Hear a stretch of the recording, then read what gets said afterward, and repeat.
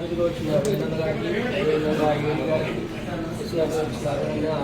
నాయక్ గారికి, అదేవిధంగా అధ్యక్షుల ఈ గారికి, అదేవిధంగా కార్మికులకి నిజంగా ఈరోజు ఈ క్రిస్మస్ వేడుక ఎంత ఘనంగా జరుగుతుందంటే నేను చాలా హ్యాపీగా ఫీల్ అవుతున్నా. ఇంత మంచి ఆలోచన చేసిన ఆ డివిజన్ కార్యవర్గానికి నిజంగా శ్రీరాణ్ కూడా ఆయన అసలు మాకు కూడా అంత ఆలోచన ఉంటుంది క్రిస్టియన్ అంటే ఈ కేక్ గురించి కృష్ణారావు కూడా నిజంగా మాకు లేని ఆలోచన వీళ్ళకి వచ్చింది. శ్రీరాణ్ అయితే అసలు నేను కూడా అనుకోలేదు, ఓలో కేక్ కటింగ్ అనుకున్నాం. ఇప్పుడు పోతే ఆడ గిఫ్ట్లు అయ్యి ఆయన ఖర్చు పెడితే నాకు కూడా చాలా హ్యాపీ ఫీల్ అవుతున్నా. కళ్ళ మనకు నీళ్ళు వస్తున్నాయి అన్న ఈ ఖర్చు మాటలు. నిజంగా నువ్వు కాదు క్రిస్టియన్ కాకపోయినా కానీ అంత పెద్ద మనసు ఉందన్న. ఈ కార్యక్రమం కాదు, నేను ఎన్నో చూసినా నీ పర్టికులర్గా నీతో ఈ జింకాడ నుంచి 4 నెలలు కూడా నీతో ట్రావెల్ చేసిన ఇప్పటి వరకు కూడా చాలా పెద్ద గొప్ప మనసు అన్న.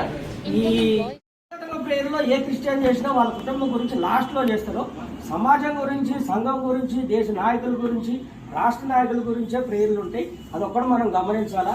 ఎవరు కూడా ఒక కుట్రపూరితంగా అనేది ఉండని ప్రేయర్ అంటే క్రిస్టియన్గా చేస్తారు.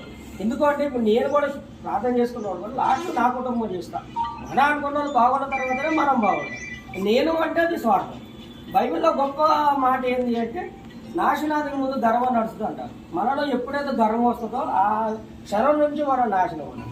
అదొకటి. ఇంకొకటి తను తాను తగ్గించుకోవడం కూడా ఎక్కించుకోండి. ఇప్పుడు మన ఆఫీసులో ఎవరన్నా ఏ గారు ఏదని చెప్పిండు అనుకోండి, సరే సరే అని తగ్గించుకోవడానికి సార్ ఆయనే మంచిగా అనిపిస్తాడు ఏ గారి. ఏం సార్ అని మనం కొంచెం ధిక్కారంగా మాట్లాడినామంటే ఆయన మీద అభిప్రాయం వేరు. అంటే తగ్గించుకున్న వాళ్ళు హెచ్చించుకోండి. పేరు రావాలని పని చేస్తే ఎప్పుడు పేరు రాదు, పని చేసుకుంటూ పోతే పేరు వస్తుంది. అది నేను దేంట్లో బైబిల్లో 2 వాక్యాలు అంటే గర్వం గురించి, తగ్గింపు గురించి. తను తాను ప్రేమించినట్టే ఇతరులు కూడా ప్రేమించాలన్నది గొప్పవాడు. యేసుక్రీస్తు ఒకటే మాదిరి జీవితం. క్రిస్టియన్ అంటే వేరే ఏం కాదు. ఏముంటారు క్రిస్టియన్, నువ్వు బొమ్మ పెట్టరు, ఏం చేయరు, ప్రేయర్ చేస్తారు.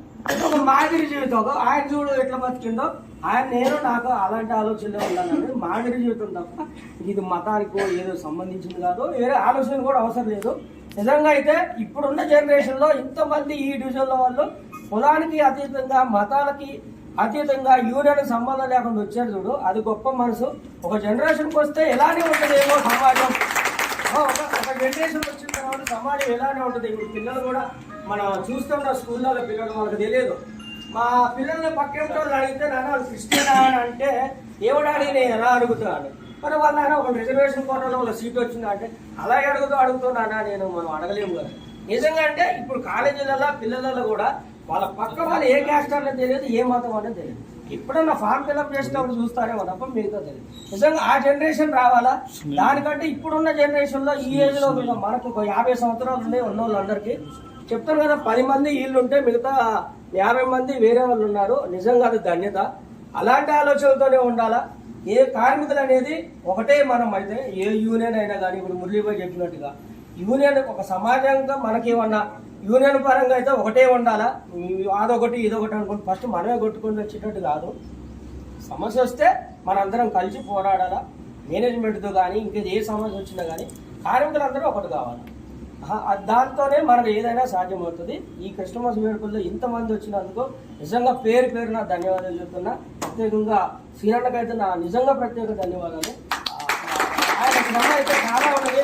ఎన్నిసార్లు చెప్పినా తక్కువైనా నీ గురించి నేను చాలా హ్యాపీ ఫీల్ అవుతా. అదే కృష్ణారావు కూడా నిన్న చెప్పిండు, అన్న ఇది చాలా గ్రాండ్గా చేద్దామంటే నిజంగా ఆయనకున్న ఆలోచన ప్రకారం అందరూ వచ్చారు.